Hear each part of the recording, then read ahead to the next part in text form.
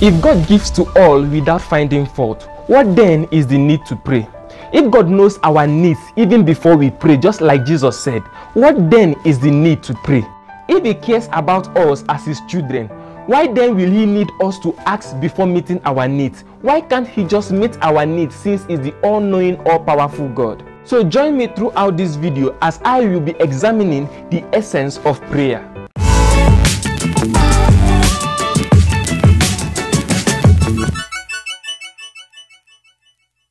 Welcome to All About Jesus, a discussion that reinforces your victory in Christ. Asa Kennedy is my name, and today I want us to examine the essence of prayer. Why do we pray?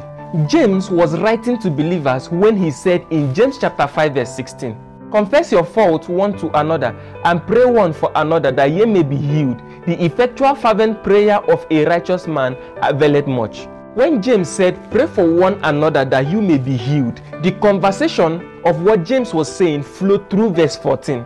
"Is any sick among you? Let him call for the elders of the church, and let them pray over him, anointing him with oil in the name of the Lord. And the prayer of faith shall save the sick, and the Lord shall raise him up. Confess your faults one to another, and pray one for another, that ye may be healed. The effectual fervent prayer of a righteous man availeth much." The righteous man in context of James' explanation was referring to believers. So the instruction was for believers to pray. This was consistently taught in the epistles that believers should pray. Let's read what James said in the Amplified Version of the Bible. "The earnest, heartfelt, continued prayer of a righteous man makes tremendous power available, dynamic in its working."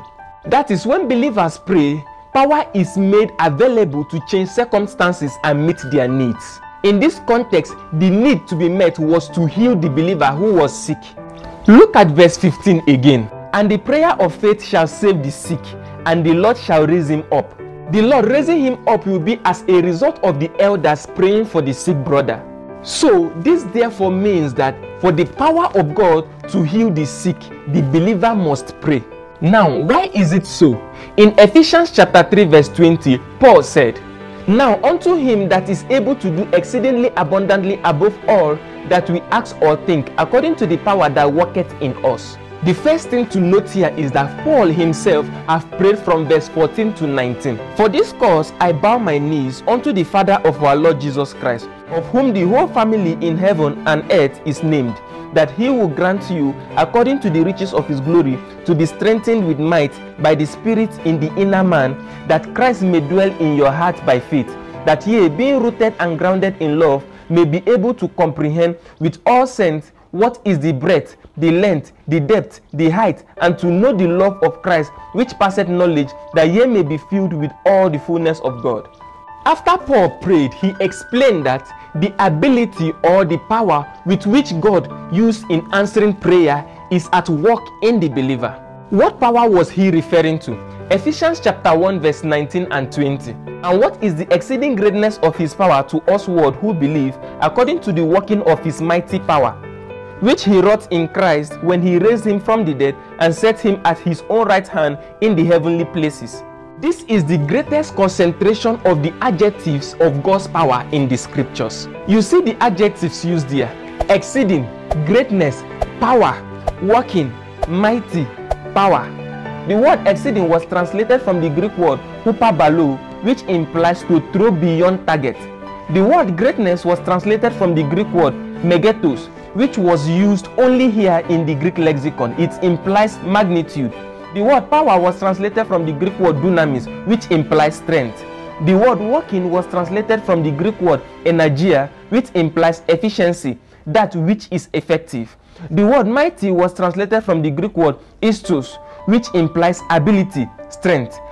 The second use of the word power was translated from the Greek word krato, which implies vigor, dominion. Wow, what an adjective used to explain the power of God at work in us. This was the same power displayed when God raised up Jesus from the dead. Ephesians chapter 1 verse 19. And what is the exceeding greatness of his power to usward who believe, according to the working of his mighty power, which he wrought in Christ when he raised him from the dead and set him at his own right hand in the heavenly places, far above all principalities and power and might and dominion and every name that is named, not only in this world but also in that which is to come.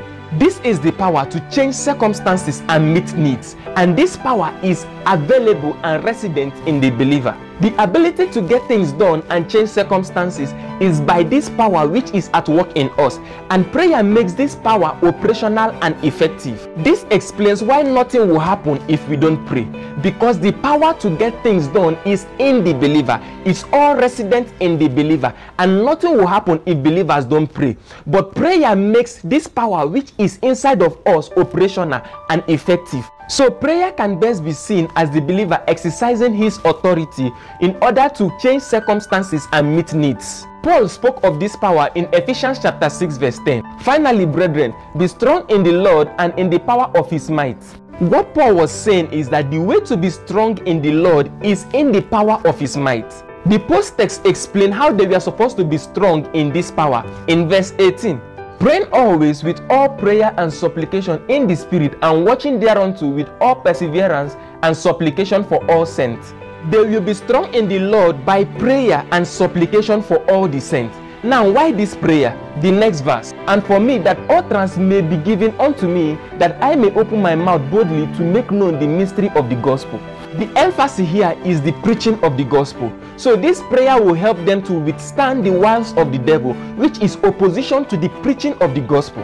Utterances and boldness which can be gotten by prayer is the weapon by which they will use to fight this opposition. In Acts chapter 4, Peter and John was threatened not to preach in the name of Jesus by the ruler of the people.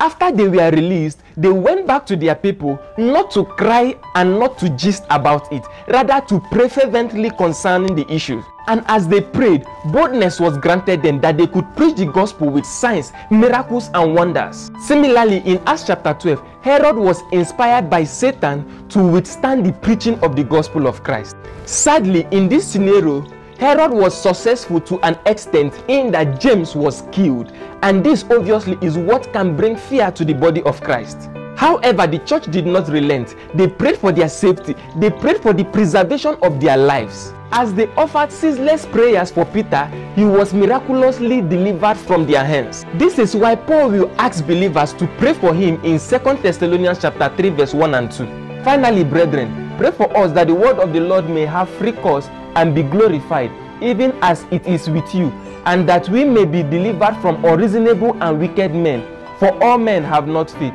If you are given to the work of the ministry, you will appreciate this prayer. The words of Jesus at the Mount of Gethsemane spoke volumes. Watch and pray, that ye enter not into temptation. The spirit indeed is willing, but the flesh is weak. Prayer is the life source of the minister of the gospel and every believer.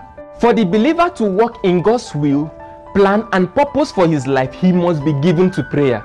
God lives in us and works through us. So whenever we pray, we demonstrate the power of God at work in us. Prayer is God demonstrating his power on earth, and it is an instruction for every believer to pray. For believers to grow spiritually and do the work of the ministry, we must pray. For the lives of the ministers of the gospel to be preserved, and for the work of the ministry to prevail in all nations of the earth, men must pray. For the will of God, which is to have all men to be saved and to come to the knowledge of the truth to be done on earth, men must pray. If we don't pray, nothing will be done.